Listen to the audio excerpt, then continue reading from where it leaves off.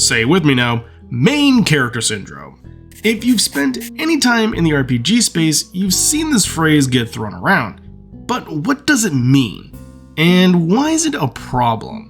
Well, firstly, you have to understand that in the context of D&D, no one person is the main character. Rather, the group are equal parts the main character of the story. It falls on both the DM and fellow players to make sure that everyone has a moment to shine at the table. However, when someone has main character syndrome, this person is usually always trying to take the spotlight and make sure it is always on them.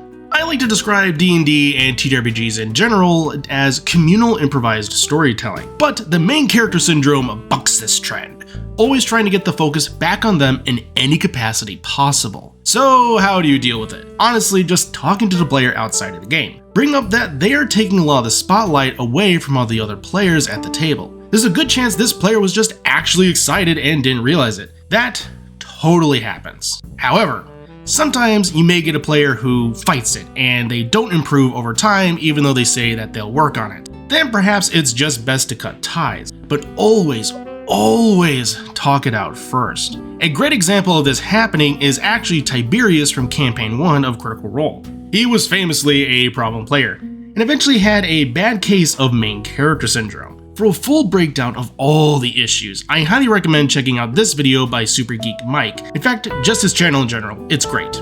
Eventually, it got to the point where the player, Brian Akaba, was no longer there. But if anything, Tiberius is a cautionary tale of main character syndrome and basically what not to do. Share the spotlight equally.